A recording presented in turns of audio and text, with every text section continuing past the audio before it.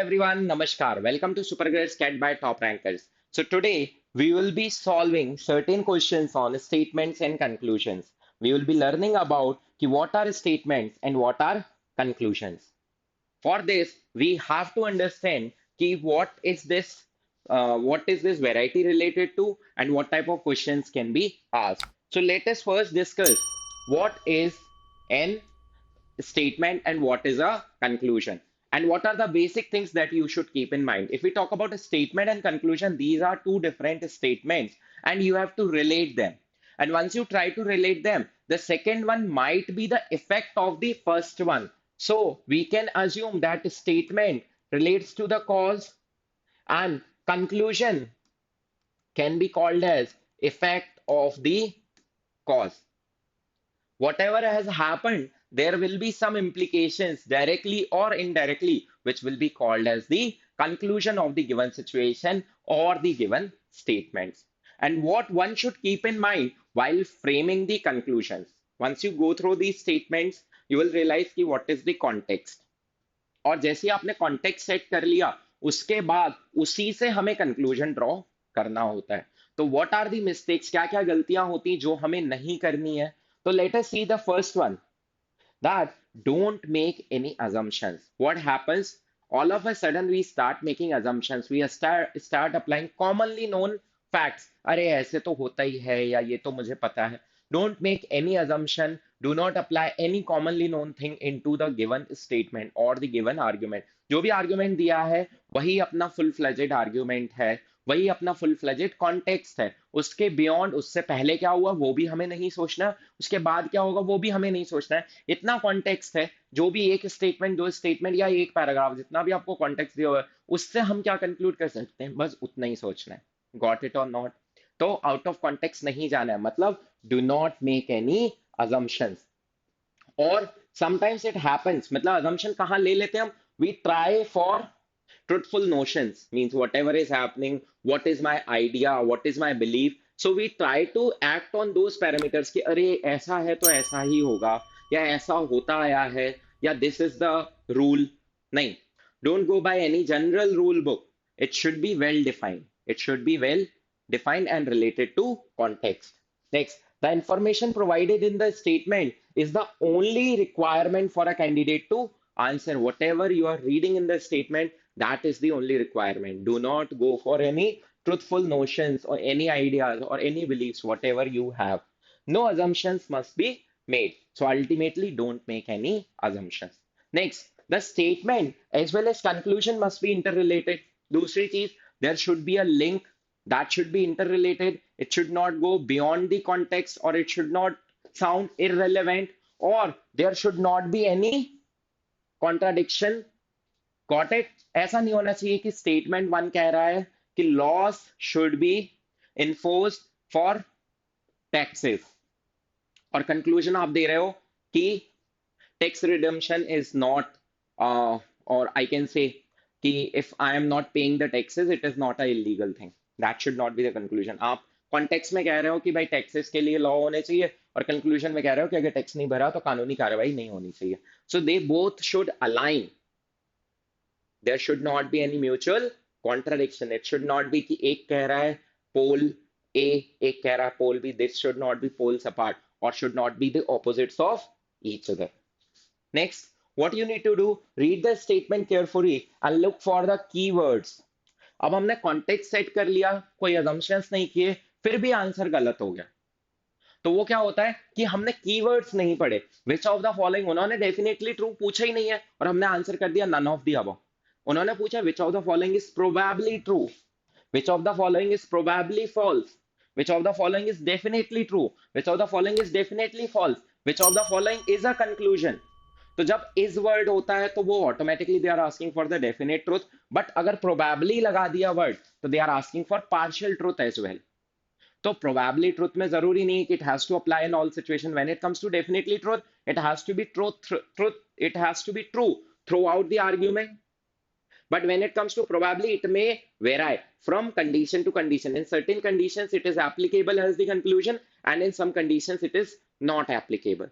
So think for the keywords, read it precisely ki what keywords has been used, and according to the keywords then you have to answer what they are asking, whether it's definitely false or probably false, whether it's definitely true or probably true.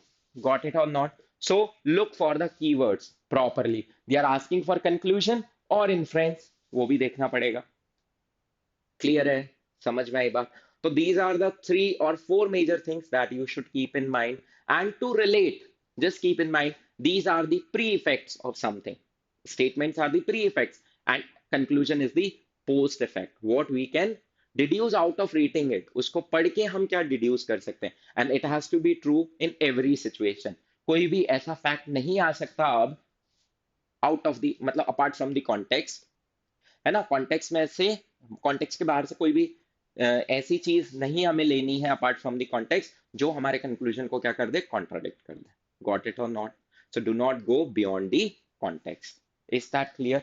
The conclusion has always to be true until and unless it is related to the context. This we have already discussed. So let's come to the question part. The statement is given and conclusions following it is given. Go through the question, pause your video, read the question properly, and try to answer it. The central government has filed a case against 400 companies which had folded up their business without meeting legal obligations. Folded up, matlab closing of businesses पे they have not met any legal obligations. They have not done any legal formalities. This is what the context is saying. So now read the conclusions. While starting and closing their businesses, almost every company in India does not go through the legal formalities. ये क्या बोल रहा है? Almost every. और almost every मतलब applies to all. और यहाँ पे किसकी बात हो रही है? सिर्फ 400 कंपनीज की हो रही है. तो 400 डज नॉट अप्लाई कि every company does not go. तो ये तो यहाँ पे बात क्या हो गई? गलत हो गई. तो first does not follow just because of this word almost every company. Because ये अपने मन से लगा रहे हैं कि भाई अगर 400 पे फाइल हुआ है तो जैसे 400 वैसे 4000 कंपनीज. नहीं नहीं नहीं, this is what we are using out of the context. अपने मन से हम अज्यूम कर रहे हैं, तो अजम्पशंस नहीं करना, अज्यूम नहीं करना, ये अजम्पशन है. Next, the concerned government department are trying to fulfill their responsibilities related to vigilance so that other companies also get the clear message. Can this be the conclusion? Yes, this can be concluded because central government has filed cases against these companies जिन्होंने ऐसा नहीं किया. तो इससे वो क्या करना चाह रहे होंगे, इसके इफेक्ट्स क्या आएंगे वो सोचो. तो इसके इफेक्ट्स, दे आर शोकेजिंग कि भाई वी आर विजिलेंट, हम सब कुछ देख सकते हैं, हमें सब पता है कंपनीज के बारे में. तो दूसरी कंपनीज को ये क्लियर मैसेज मिल जाएगा. तो whenever they are closing their businesses, they will meet the required legal obligations. So definitely statement 2, oh sorry, option 2 which is given is a conclusion. So the answer is only 2 follows. Is that clear? It was very simple because talking about 400, here it is talking about every, so it does not meet the context. Now we can discuss the effects and this can be the effect. So this is the conclusion. Clear है? आगे बढ़ते हैं. Let's move to the next question. Next, what they have mentioned, there has been growing demand for greater powers to meet the increased responsibilities of councillors in All India Councillor Conference. Increased responsibilities of the councillors in the All India Councillors Conference. They are stating this, है ना, कि there is a growing demand for greater powers, है ना, to meet the increased responsibilities of the councillors. Councillors बोल रहे हैं कि हमें जो responsibilities आपने extra दी हैं उसके लिए हमें ज्यादा powers चाहिए, ऐसे बोला है. Next, the people are mad after powers. They want both money and power. तो भाई दिस इज अ प्रीकंसीव नोशन. हम सोचते हैं ऐसा, क्या रहा हर इंसान पावर और पैसे के पीछे भागता है, बट यहाँ पे हमें वो चीज अपनी सोच अप्लाई नहीं करनी है. तो this can not be the conclusion. Now the post of counsellor should not be merely ornamental. हाँ, ये कंक्लूजन हो सकता है because they want to say because they are asking for greater powers, मतलब इससे क्या कंक्लूड कर सकते हैं कि greater power does not exist as of now with the counselors, so they need more greater powers, so they want to convey that it should not be merely ornamental कि भाई you are in the all India counselor conference and you do not have powers, so it should not be ornamental, मतलब सिर्फ दिखाने के लिए नहीं होना चाहिए, आभूषण की तरह नहीं होना चाहिए कि दिखा दिया you are part of this committee or this conference but powers तो है नहीं कुछ, so they want to convey this message, so it is one of the conclusion. So what we can say, only two follows. First does not follow because it is a preconceived thing, or it is a general perception but it may not be true in this case. और जो चीज हमेशा true नहीं है वो conclusion नहीं होती. Got it or not, everyone? Clear with this? Let's move to the next question. Read it thoroughly and try to answer what they have asked. क्या बोला हुआ है? In order to bring about a major growth in commercial transactions. Commercial matlab related to business with India. With whom? With India. And encourage bilateral trade. Bilateral trade मतलब दोनों तरफ से trade को encourage करना चाहता है कौन? Russia has announced a bilateral trade treaty related to multi-purpose project. Russia ने एक bilateral treaty अनाउंस की, तो रशिया की तरफ से ये कदम उठाया गया to encourage bilateral trade relation. तो ये कॉन्टेक्स्ट है, बस इतना ही है. इसके पहले रशिया तो भारत का हमेशा से अच्छा दोस्त रहा है. अरे ये भाई अपने को फैक्ट पता है बट वो यहाँ दिया हुआ है क्या नहीं दिया होता, अपने मन से नहीं, जो यहाँ लिखा हुआ उसमें से चेक करना है बस.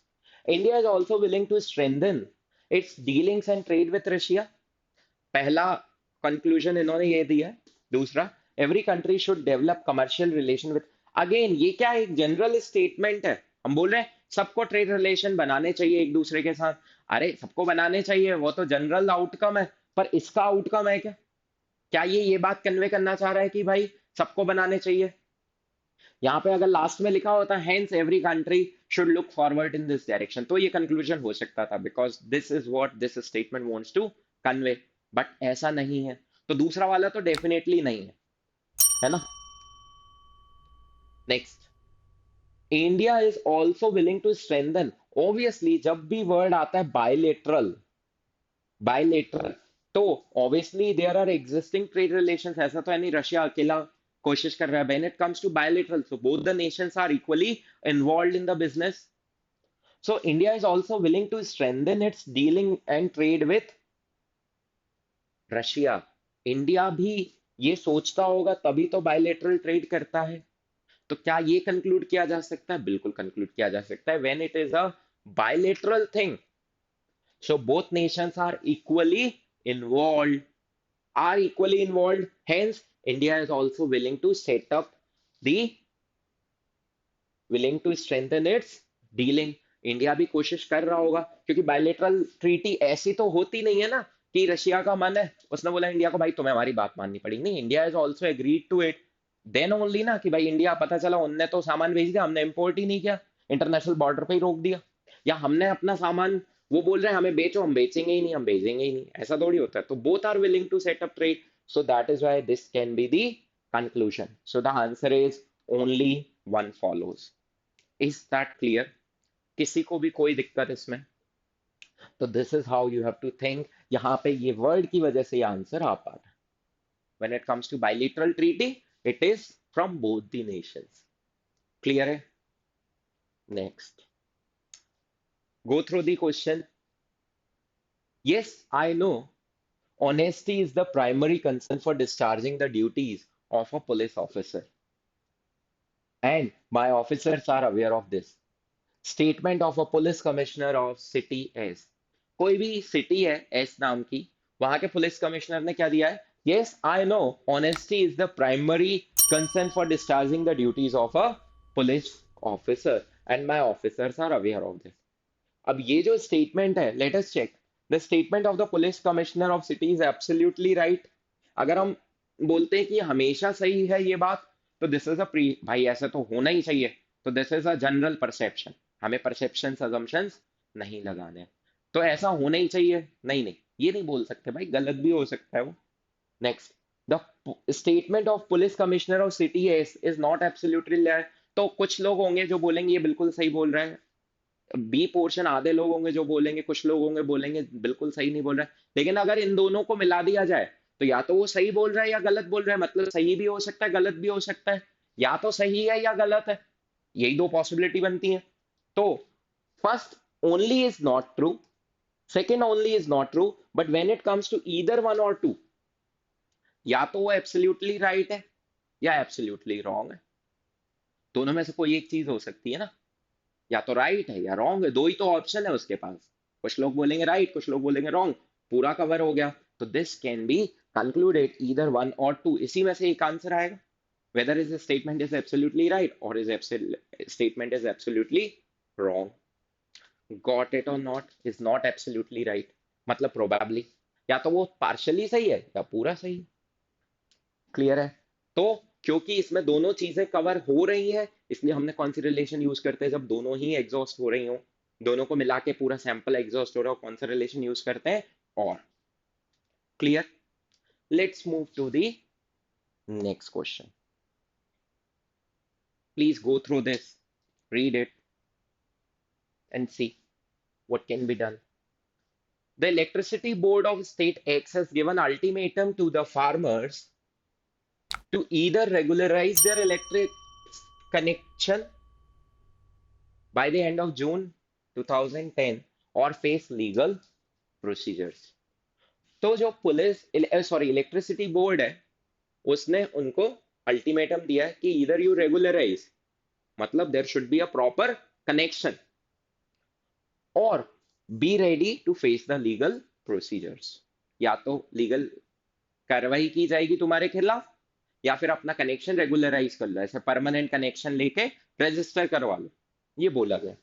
ये तो कॉन्टेक्स्ट है। Conclusion, the electricity board of state x has failed to provide a regular connection to the farmers, as the farmer of state X have small farms, they do not need any electricity for the agriculture. So what can be done here? यहां पे the state electricity board x has failed to provide the regular connections. क्या ये possible है? अकेला ये possible है ऐसा नहीं है। Next, as the farmers of state x have small farms and do not need electricity. क्या ये भी रीजन हो सकता है? हाँ बिल्कुल हो सकता है। So when it comes to electricity, the answer is which one can be the conclusion? The electricity board of X has failed to provide a regular connection. यहां पे प्रोवाइडिंग अ रेगुलर कनेक्शन की बात हो रही है क्या? अगर वो प्रोवाइड कर पाते तो रेगुलराइज करने की बात ही नहीं पूछते, बोलते तो प्रोवाइड तो कर पा रहे होंगे। ये तो नहीं बोल रहा ना कि वो प्रोवाइड ही नहीं कर पा रहे, प्रोवाइड ही नहीं कर पाते तो वो रेगुलराइज करने की बात ही नहीं करते। And farmers of state x है स्मॉल, अब हम ये जनरल है कि भाई छोटे छोटे लैंड्स होंगे इसलिए उनको इलेक्ट्रिसिटी नहीं चाहिए, ये भी बोल सकते हैं। तो क्या ये बोल सकते हैं ये जनरल परसेप्शन है? क्या दोनों को मिला के कुछ बन रहा है? इधर और देख लेते हैं कि या तो वो प्रोवाइड नहीं कर पा रहे या इनके पास स्मॉल फार्म्स है, तो ये बात भी सही नहीं है। कुछ के पास तो बिग लैंड होल्डिंग्स भी होंगी बट वो बिल नहीं भरना चाहते इसलिए रेगुलराइज नहीं करा रहे, तीसरा ऑप्शन आ गया। तो इन दोनों को मिला के भी पूरे ऑप्शन खत्म नहीं हो रहे, ये दोनों इंडिविजुअली भी ट्रू नहीं है, तो आंसर क्या हो जाएगा? Neither one nor two follows. Is that clear? Got it? हमने सारी पॉसिबिलिटीज चेक की थी। Let's read this one, please go through the set. In the art gallery, paintings of an artist are displayed for the public. Okay, एक art exhibition लगा हुआ। The prices of the paintings are too high for a common man. Painting की prices बहुत high है, ठीक। Common man can not, common man purchases paintings from other places too high. अभी purchasing की बात हो रही है क्या, कहां से खरीदना है? नहीं, सिर्फ किसकी बात हुई है? सिर्फ प्राइस की बात हुई है यहाँ पे, परचेजिंग की तो ये तो बोले ही नहीं कि लोग खरीद रहे हैं या नहीं खरीद रहे। उन्होंने बस इतना बोला है कि प्राइस हाई है, एक इंफॉर्मेशन दी है प्राइस के बारे में, परचेजिंग के बारे में तो दी नहीं, तो ये तो वैसे ही आउट ऑफ कॉन्टेक्स्ट हो गया। परचेजेस फ्रॉम अदर प्लेसेस ये तो हम अपने मन से लगा रहे हैं, इसके बियॉन्ड क्या है हमें नहीं पता, इसमें तो कहीं नहीं लिखा हुआ परचेजिंग के बारे में। Next, costly paintings are generally displayed at the art gallery. इसने वर्ड क्या यूज कर दिया? जनरली। अब जनरली वर्ड का मतलब क्या है? हम जनरलाइज कर सकते हैं कि हमेशा कॉस्टली पेंटिंग्स ही होती हैं, महंगे महंगे। हाँ, ये हमारा वही कह सकते हैं कि प्री कंसीव नोशन है कि भाई आर्ट एग्जीबिशन लगा मतलब अमीर आदमी नहीं लगाया होगा, महंगी पेंटिंग्स ही होंगी। आम लोगों की तो ये सब काम नहीं कर सकते। ये हमारा कंसेप्शन, हमारा प्री कंसीव नोशन है। हम हमारा कॉन्सेप्ट है, हम इसको अप्लाई जनरली सब पे कर सकते हैं क्या? नहीं। तो ये भी जनरली वर्ड की वजह से are there in this exhibition, बिल्कुल ट्रू। लेकिन जनरली मतलब सारी एग्जीबिशंस में ऐसा होता है, ये नहीं बोल सकते। तो ना तो पहला सही ना दूसरा सही। So the answer is neither one nor two follows. Let's move to the next question. From the next academic year, students will have the option of dropping mathematics from the next, मतलब अभी तक नहीं था, ऐसे चीजें थोड़ी समझ लिया करो वहीं के वहीं। Students will have the option of dropping mathematics and science for their school leaving certificate examination. मतलब अभी तक स्कूल लिविंग सर्टिफिकेट अगर चाहिए तो दोनों अपने को सब्जेक्ट पढ़ने पड़ेंगे, ये बोलना चाह रहा है, ऐसे बोल रहे हैं। Is that clear? तो क्या बोला? Student who are weak in science and maths will be benefited. Those who are weak in science and maths will be benefited because मान लो मैथ्स और साइंस पास ही करना पड़ेगा, तो और मान लो वीक है तो वो फेल हो जाएंगे और उनको ये सर्टिफिकेट नहीं मिल पाता था। अभी तक तो यही होता होगा, those who are weak might not be able to get this certificate. Next, earlier students did not have the choice of earlier they did not have the choice of continuing their education without taking, ये तो साफ साफ लिखा हुआ है कि पहले नहीं था, from next year it will be applicable। तो ये भी सही है, ये भी सही है। So I can go with the fourth choice, that is both 1 and 2 follows. Is that clear? Clear to all? समझ में आई बात? आगे बढ़े। तो बहुत ही सिंपल सा था, पहले ही लिखा हो फ्रॉम नेक्स्ट, तो सेकंड वाला तो वैसे ही सही है। और दिस विल बी बेनिफिटेड, बोले सर आपने बोला था जो लिखा ना वो नहीं मान, पर ऑटोमेटिकली ये समझो ना, साइंस एंड मैथ्स छोड़ देंगे तो वो पास ही नहीं करना, तो जो वीक है वो डेफिनेटली उनको फायदा मिलेगा, क्योंकि अभी तक उनको ये सर्टिफिकेट नहीं मिल पा रहा था। तो ये सर्टिफिकेट के मामले में अगर देखा जाए तो फायदा मिलेगा। Got it? तो आउट ऑफ द कॉन्टेक्स्ट नहीं गया हूं मैं, ये तो तुम लोग सोचो कि भाई आउट ऑफ द कॉन्टेक्स्ट खुद चले गए, हमें मना कर रहे थे, ऐसा नहीं हुआ है। Okay, and if you have doubt further related to this, post it in, do not forget to post it in the comment box. Okay, so, National Aluminium Company has moved India from a position of shortage to self sufficiency in the metal. Aluminium company जो है national, उसने India को shortage से self sufficient बना दिया है in this metal, regards to this metal only. Previously India had to import aluminium. अब अगर सेल्फ सफिशिएंट नहीं होगा तो ऑब्वियसली क्या करना पड़ेगा? इंपोर्ट। तो ये तो ट्रू है। In this regard it can soon become a foreign exchange earner. ये फॉरेन एक्सचेंज की बात हुई है क्या? और अर्निंग्स की बात नहीं हुई, सिर्फ सफिशिएंसी की बात हुई। डेफिशिएंसी थी तो इंपोर्ट करना पड़ेगा, सरप्लस हो जाएगा इसके बारे में कोई बात ही नहीं। और सरप्लस होने के बाद हम उसको नेशनली डोमेस्टिकली कंज्यूम करेंगे या एक्सपोर्ट करेंगे, वो भी आउट ऑफ कॉन्टेक्स्ट है, वो way beyond the given context है। होगा ऐसा, पर यहाँ पे तो नहीं मेंशन है। So we will go with only option 1 which is definitely true, सामने दिख रहा है। Let's read this question. The top management has asked the 4 managers either to resign by tomorrow or face a forcible ejection. 3 of them have resigned till this evening. 4 managers को उन्होंने बोला है और उसमें से 3 ने अभी तक रिजाइन कर दिया, अभी एक बचा है। ये अपने को दिया हुआ है, कॉन्टेक्स्ट अपन ने डिस्कस कर लिया। The managers who did not resign yesterday will resign tomorrow.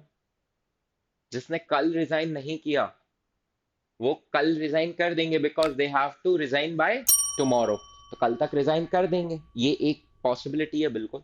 The manager will terminate the services of 1 man. अब जो एक बचा है, 3 ने तो कर दिया, वो एक बचा है, या तो वो कल तक रिजाइन कर देगा या क्या होगा? फोर्सिबल। यहाँ पे ऑलरेडी और लिखा हुआ है, और फेस फोर्सिबल इजेक्शन। तो यहीं पे कंक्लूजन है कि या तो कल तक वो रिजाइन कर देगा या निकाल दिया जाएगा। तो आंसर भी क्या आएगा? और में आएगा। सो the answer is third one, either one और टू फॉलोज। गॉट इट और नॉट? क्वेश्चन में आंसर लिखा हुआ था रिजाइन बाय टुमारो और फेस फोर्सिबल इजेक्शन, तो इजेक्शन को यहाँ पे इन्होंने क्या बोल दिया? Termination. That's it, very simple. Got it? So read the context, read the statement properly, कभी कभी वहीं पे आंसर लिखा होता है। ठीक है, next. Today, out of the world population of several thousand million, the majority of men have to live under the governments which refuse them personal liberty and right to dissent. कुछ कुछ कंडी world में ऐसी कई सारी population है, कुछ कुछ Nations ऐसे हैं या कुछ कुछ गवर्नमेंट्स ऐसी हैं जो उनको right to liberty and right to dissent भी, personal liberty and right to dissent भी नहीं देते। They don't have the choices to make, they are, the choices are imposed on them कि बस इसमें से ही चूज कर लो, ए और बी में से, सी ऑप्शन नहीं है, अपने मन से कुछ नहीं चुन सकते। तो this is the context. People are indifferent to personal liberty and right to dissent. इसमें लोगों का ओपिनियन दिया हुआ है क्या, कि लोगों का क्या ओपिनियन है? People are different, indifferent to personal liberty, तो लोगों का परसेप्शन दिया हुआ है या गवर्नमेंट का दिया हुआ है? The majority of the men have to live. Whether they are living by their choice? No. It is the perception, it is the angle from the government's opinion, not from the personal opinion. Next, people desire personal liberty and right to dissent. अगर ये मुद्दा उठा which refuse them liberty and the right to dissent, ये governments refuse कर रही हैं, मतलब अगर इस मुद्दे की बात हो रही तो ऑब्वियसली ये लोगों का हक है, ये तो सीधा पता चल रहा है ना? क्योंकि बहुत सारे लोग ऐसे हैं जिनको ये हक भी नहीं मिलता, मतलब ये हक है। तो ये सेकंड वाला तो डेफिनेटली ट्रू है, बट फर्स्ट वाला क्यों गलत है? Because it is talking about people are indifferent, people don't have any opinion, या people are react differently in different situations, वो बात नहीं हो रही है, लोगों का ओपिनियन पूछा ही नहीं, गवर्नमेंट नहीं देती उनको। So answer is what? Because the second one is true, so the answer is only two follows. People word की वजह से यहाँ पे गलत हो गया, लोग कैसा रिएक्ट करते हैं उसके बारे में डिस्कस नहीं हुआ। Clear to all? ठीक है, so that's it for statements and conclusions. Let's go through more practice more questions, raise such queries in the comment box. Please like, share and subscribe, and stay updated, stay tuned with more sessions coming in for your CMAT preparation. Thank you, have a nice day.